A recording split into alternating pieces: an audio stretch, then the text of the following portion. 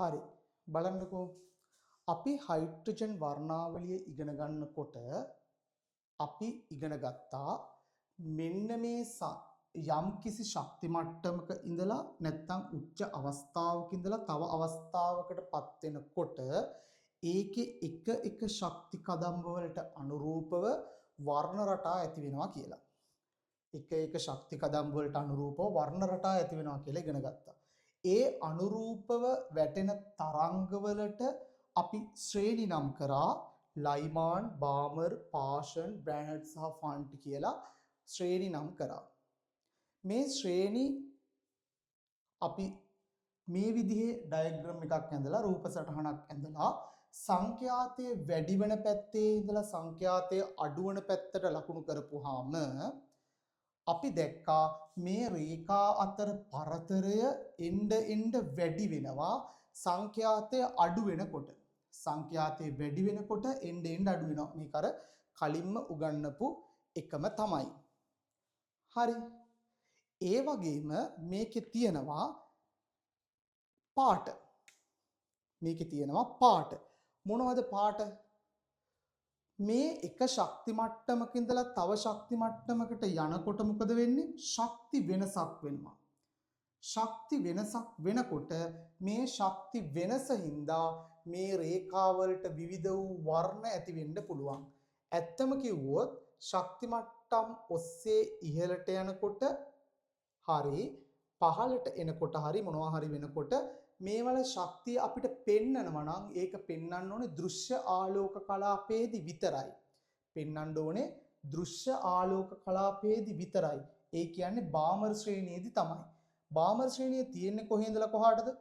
3 ඉඳලා 2ට තියෙනවා, 4 ඉඳලා 2ට තියෙනවා, 5 ඉඳලා 2ට තියෙනවා, 6 ඉඳලා 2ට තියෙනවා. ඕක තමයි බාමර් ශ්‍රේණිය. හරි. 6 5 4 3 කියන ඔක්කොම ටික 2ට වැටෙනවා. එහෙනම් මේකේ අපි වර්ණ රටා හඳුන්වන්නේ කොහොමද? 3 සිට 2ට.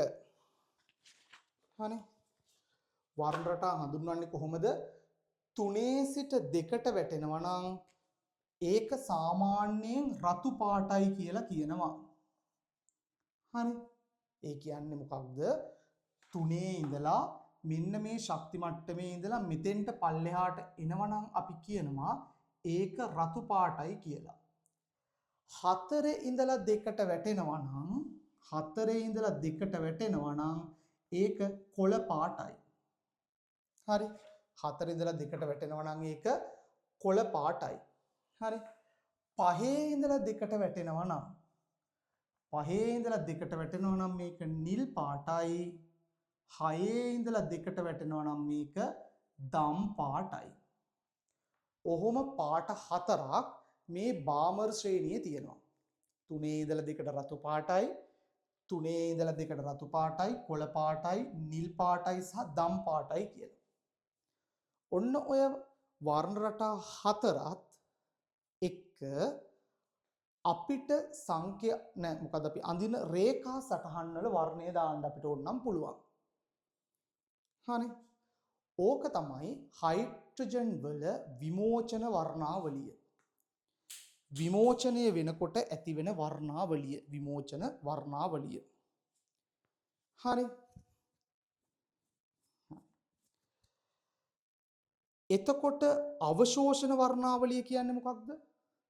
විමෝචන වර්ණාවලිය හදාගත්තේ කොහොමද? හයිඩ්‍රජන් බල්බ් එකකට අර අපි දන්නවා හයිඩ්‍රජන් බල්බ් එකකට දෙකෙලවරට දැම්මම මොකද්ද? විද්‍යුත් මොකක් හරි ධන ඍණ හා තහඩු දෙකක් හදලා විභවාන්තරයක් හදලා හයිඩ්‍රජන් වායුවෙන් නිකුත් වෙන නැත්නම් ජෙනරේට් වෙන හැදෙන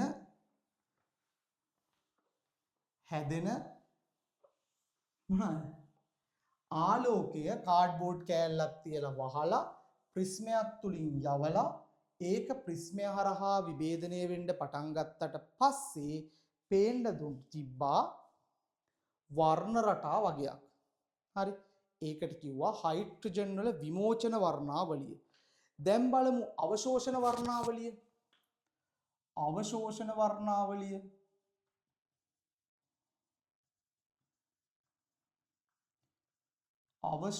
වර්ණාවලිය මොකද්ද මේ අවශෝෂණ වර්ණාවලිය කියලා කියන්නේ? හයිඩ්‍රජන් වායුව තියෙන එකකට මෙහෙමම දාමු. හයිඩ්‍රජන් වායුව තියෙන බල්බයකට සුදු ආලෝකය ලැබෙන්න සලස්වපුවාම මෙයා මේකේ ආලෝකයෙන් කොටසක් අවශෝෂණය කරලා වෙනස් වූ වේව්ලෙන්ත් එකක් සහිත තරංග නිකුත් කරනවා. අන්න ඒ තරංගවලටත් කාඩ්බෝඩ් කෑල්ලක් තියලා ප්‍රිස්මයක් කරහා යවුවට පස්සේ ඒ ආලෝකයත් තිරයක් මතට ගන්න පුළුවන් වෙනවා. මොකක් වගේද? විවිධ වූ සංඛ්‍යා රේඛා සහිත සටහනක් විදිහට. හරි. මෙන්න මේ විමෝචන වර්ණාවලිය ඇතිවන්නේ කොහොමද කියලා, හැදෙන්නේ කොහොමද කියලා කතා කරොත් එහෙම මූලද්‍රව්‍ය වාෂ්පයක් තියෙන එකකට සුදු ආලෝකයේ වැදීමට සැලැස්සුවට පස්සේ ඒකෙන් අවශෝෂණය වෙලා ඉතිරි වන කිරණ තමයි අපි නිරීක්ෂණය කළේ. හරි. එහෙම වෙන්නේ සමහර ඉලෙක්ට්‍රෝන සහ සමහර ප්‍රෝටෝන මොනවා හරි ಜಾති ඇතුලේ තියෙන ඒවා නිශ්චිත ශක්තියක් අවශෝෂණය කරගෙන භූමි අවස්ථාවේ ඉඳලා උච්ච අවස්ථාවට යනවා. කොහොමද යන්නේ? භූමි අවස්ථාවේ ඉඳලා මෙන්න මේ මොකක් හරි ශක්තියක් අරගෙන ඉලෙක්ට්‍රෝනයක් ශක්තියක් අවශෝෂණය කරලා මේ තියෙන භූමි අවස්ථාවේනේ. භූමි අවස්ථාවේ ඉඳලා ඉහළට යනවා ඉලෙක්ට්‍රෝන. මේකට කියනවා අධිශක්ති මට්ටමක් කරා ගමන් කරා කියලා. අධිශක්ති මට්ටමක් කරා ගමන් කරා කියලා කියනවා. අන්න එහෙම අවශෝෂණය කරගත්තු ශක්තිය ඩෙල්ටා E මොකක් හරි වෙනස ඩෙල්ටා E වලින් ගත්තොත් ඩෙල්ටා E සමානයි h මියුමනේ. ඕක නෙන්නේ ශක්ති වෙනස සමානයි ප්ලාන්ක් නීති වැඩි කිරීම සංඛ්‍යාතය. ඕක දාලා ගත්තාම මියු කියන ශක්තියට අනුරූප කිරණ හරි ශක්තිය අවශෝෂණය කරලා මියු කියන මොකක් හරි සංඛ්‍යාතයකට අදාළ වෙන අනුරූප වන කිරණ ඉතිරි වන තරංගවල නැති හින්දා හරි මොකක් හරි සංඛ්‍යාතයක්නේ අවශෝෂණය කරගන්නේ.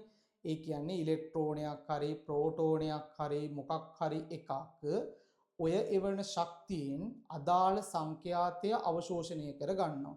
හැබැයි සමහර ඒවල ඒ මියු කියන එක නෑ. ඒ කියන්නේ මියු වල අනුරූප කිරණයට ඉතිරි වන තරංග නොමැති නිසා එම ස්ථානවල අඳුරු රේඛා ඇති වුණා.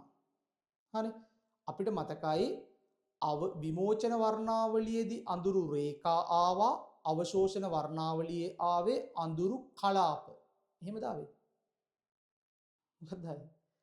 අපිට මතකයි විමෝචන වර්ණාවලියේදී ආවේ දීප්තිමත් රේඛා සහ අඳුරු කලාප. හැබැයි අවශෝෂණ වර්ණාවලියේදී එන්නේ ඒකේ අනිත් පැත්ත අඳුරු රේඛා සහ දීප්තිමත් කලාප.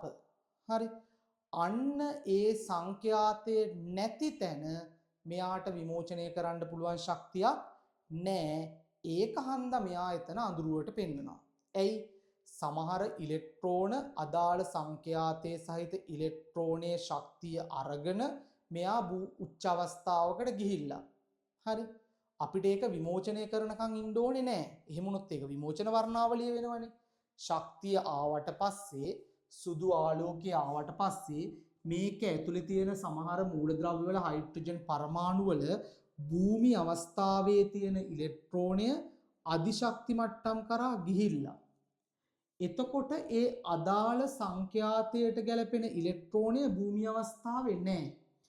ඒක හන්දා මේ නිකුත් කරන ශක්තිය මියු කියන ශක්තිය නැත්තම් මියු කියන සංඛ්‍යාතයට අනුරූප ශක්තියට අදාළ වර්ණය පෙන්වන්න ඕන කරන එක්කෙනා මෙතන නැහැ. ඒක හන්දයා අඳුරු කලාපයක් නැත්තම් අඳුරු රේඛාවක් විදිහට පේනවා. හරි අඳුරු රේඛාවක් විදිහට පේනවා.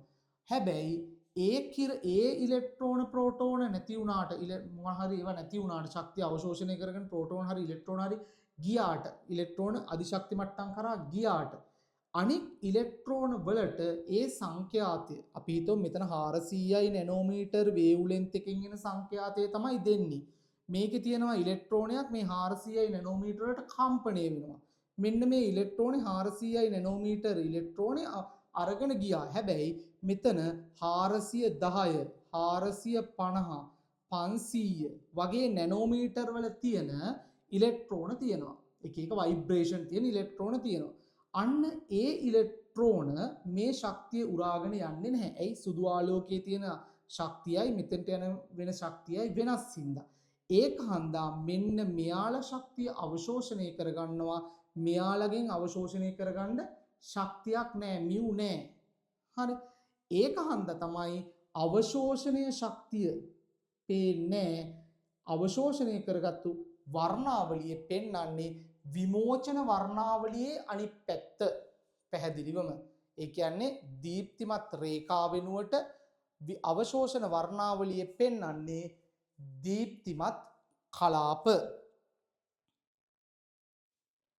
හරි.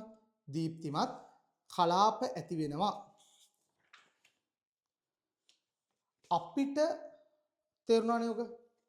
දැන් අපි පාඩම කතා කරනකොට කතා කරා අපිට කාරණා තුනක් තියෙනවා. එකක් තමයි වර්ණාවලි නේ.